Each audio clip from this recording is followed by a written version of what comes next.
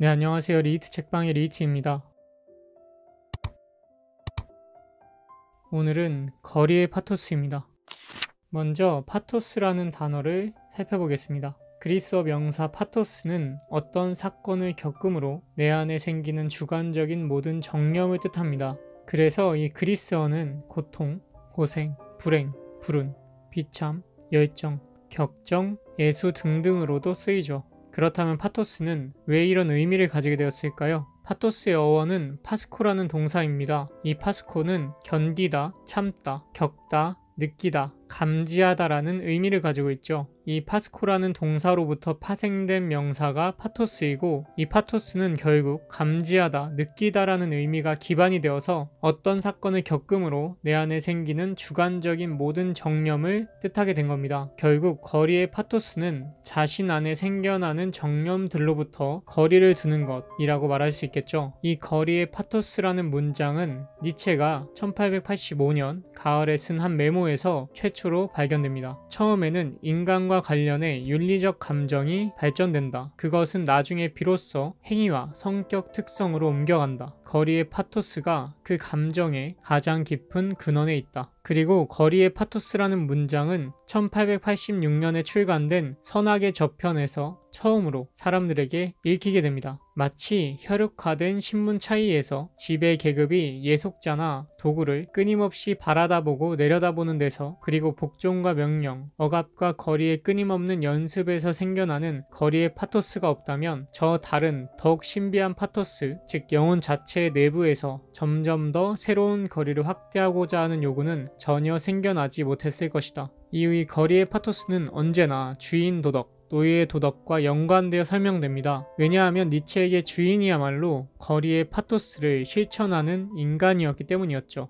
그들은 자신과 반대되는 인간들을 경멸하며 그들을 자신에게서 분리시킵니다. 고귀한 인간은 그와 같이 고양되고 자부심 있는 상태의 반대를 나타내는 인간들을 자신에게서 분리시킨다. 그는 그러한 사람을 경멸한다.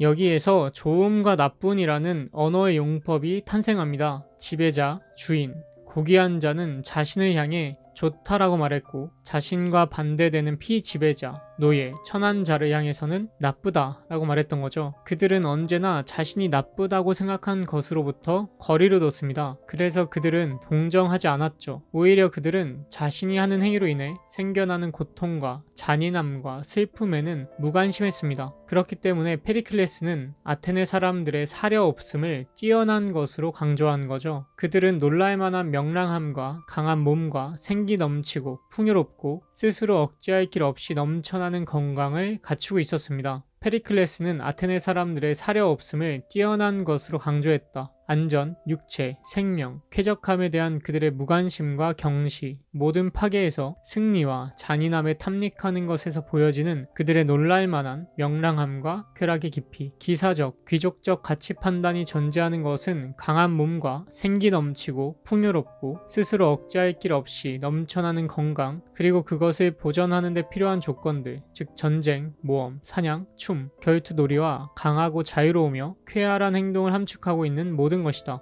긍지, 거리의 파토스, 큰 책임, 원기발랄함, 멋진 야수성, 호전적이고 정복적 본능, 열정과 복수와 책략과 분노와 관능적 쾌락과 모험과 인식의 신격화. 그러나 귀족들이 자신과 하층민을 구별하는 데 사용한 모든 단어에는 호의적이라고까지 할 수 있는 뉘앙스가 담겨 있었습니다. 다시 말해서 나쁨이라는 단어 안에는 자신보다 아래에 있는 인간들에 대한 동정, 배려, 관용이 혼합되어 있었다는 거죠. 그렇기 때문에 고대 그리스어에서 평민을 나타나는 데 어울리는 거의 모든 단어에는 결국 불행한, 불쌍한 이라는 뜻을 표현하는 것으로 남게 된 겁니다. 예를 들어 그리스 귀족이 자신과 하층민을 구별하는 데 사용한 모든 단어에 부여하는 거의 호의적이라고까지 할 수 있는 뉘앙스를 간과하지 말기 바란다. 그 단어들에 끊임없이 일종의 동정, 배려, 관용이 혼합되고 가미된 결과 마침내 평민을 나타나는 데 어울리는 거의 모든 단어는 결국 불행한, 불쌍한이라는 뜻을 표현하는 것으로 남게 되었다. 데이로스, 데이라이오스, 포네로스, 모크테로스라는 말을 참조해보라. 문헌학자들은 오이치로스, 오놀보스, 틀레몬, 디스티케인, 킴포라와 같은 단어들이 어떤 의미에서 사용되는지 상기해볼 필요가 있다. 니체가 참조하라고 말했던 그리스어를 검색해보도록 하겠습니다.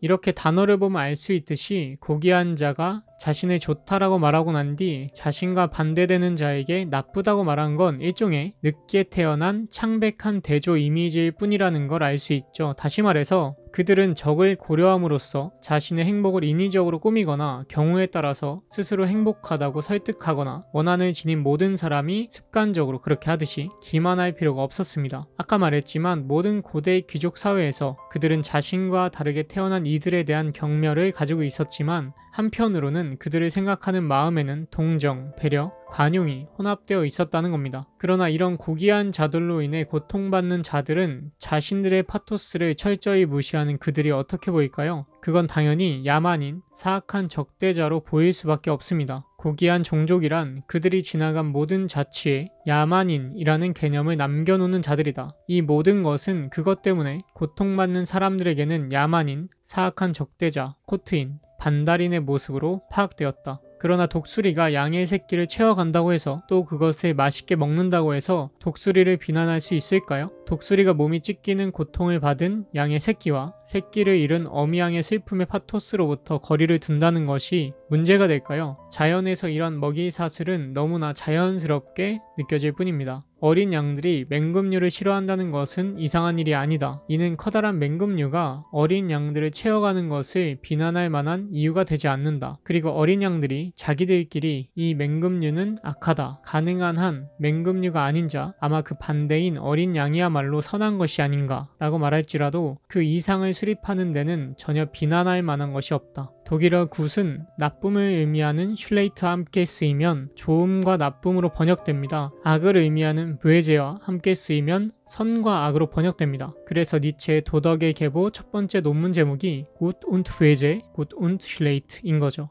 위에 인용문에서 어린 양들이 강한 맹금류들을 악하다라고 말했고 바로 이에 대비되는 약한 어린 양 자신들을 선한 것이 아닌가 라고 말했습니다. 바로 여기에서 선과 악이라는 언어 용법이 탄생하죠. 어린 양들은 고귀한 자들이 한 것처럼 자신들을 좋다라고 할 용기가 없었기 때문에 먼저 자신들의 파토스로부터 거리를 두고 있는 맹금류들을 악하다라고 말한 뒤에 거기에 비친 자신들을 선하다 라고 말하고 있습니다. 이렇게 니체는 억압당한 자, 유린당한 자, 능욕당한 자가 무력감이라는 복수심에 불타는 관계에서 다음과 같이 말한다고 주장하죠. 우리는 악한 인간과 다른 존재가 되도록 하자. 즉 선한 존재가 되게 하자. 그리고 선한 인간이란 능욕하지 않는 자, 그 누구에게도 상처 주지 않는 자, 공격하지 않는 자, 보복하지 않는 자, 복수를 신에게 맡기는 자, 우리처럼 자신을 숨긴 채 사는 자, 모든 악을 피하고 대체로 인생에서 요구하는 것이 적은 자, 즉 우리처럼 인내하는 자, 겸손한 자, 공정한 자이다. 니체는 이 약한 자들이 역사에서 점차 우위를 차지한 것으로 파악했습니다. 유대교의 증오로부터 탄생한 그리스도교, 그리스도교를 국교로 받아들인 로마의 몰락, 독일과 영국에서 발생한 종교개혁, 그리고 마침내 이 모든 것을 꽃피운 프랑스 혁명까지 니체는 다음과 같이 말합니다. 즉 유대인과 더불어 도덕에서의 노예 반란이 시작된다. 저 반란의 배후에는 2000년의 역사가 있으며 그것이 승리했기 때문에 바로 그런 이유로 오늘날 우리의 눈에서 멀어지게 된 것이다. 결론을 내려보자 좋음과 나쁨, 선과 악이라는 두 개의 대립되는 가치는 이 세상에서 수천 년간 지속되는 무서운 싸움을 해왔던 것이다. 로마가 의심할 여지 없이 몰락했다는 사실은 대단히 주목할 만하다. 유대는 종교개혁이라고 불리는 저 근본적으로 천민적인 독일과 영국의 원한운동 덕분에 다시금 승리를 거두게 되었다. 유럽에 있었던 마지막 정치적 고귀함, 17세기, 18세기의 프랑스의 정치적 고귀함은 민중의 원한 본능 아래 붕괴되고 말았다. 니체는 바로 이러한 가치의 전도를 통해서 노예 도덕이 세상을 지배한다고 주장합니다. 그렇기 때문에 이 세상에서는 동정, 도움을 주는 호의적인 손, 따뜻한 마음, 인내, 근면, 겸손, 친절이 칭송되죠. 이는 모든 파토스로부터 거리를 두는 게 아니라 모든 파토스를 무차별적으로 받아들이는 것을 말합니다. 이때 거리가 사라지고 모든 것은 하나로 뒤섞여 버리죠. 니체는 이런 시대에 자신을 특별하다고 느끼는 사람은 제발로 정신병원에 가야만 한다고 말합니다. 또 사이의 긴장과 간격이 줄어들어서 마침내 극단적인 것 자체가 희미해져 결국은 유사하게 되어버린다고 말하죠. 누구도 오늘날 특권이나 지배권을 주장할 용기를, 자기 자신과 같은 부류를 경유할 용기를 더 이상 갖지 못한다. 거리의 파토스를 느낄 용기를 말이다. 우리의 정치는 이런 용기가 없어서 병들어버린 것이다. 귀족주의 성향은 영혼들이 평등하다는 거짓말에 의해 땅속 가장 깊숙한 곳에 묻혀버렸다. 인간과 인간 사이의 간격, 계층과 계층 사이의 간격, 유형의 다수성, 자기 자신이고자 하는 의지, 자신을 두드러지게 하고자 하는 의지, 내가 거리의 파토스라고 부르는 것은 모든 강한 시대의 특성이다. 오늘날에는 극단적인 것들 사이의 긴장과 간격이 점점 더 줄어들고 있다. 극단적인 것 자체가 희미해져 결국은 유사하게 되어버린다. 자기가 특별히 다르다고 느끼는 자는 제발로 정신병원으로 가게 마련이다.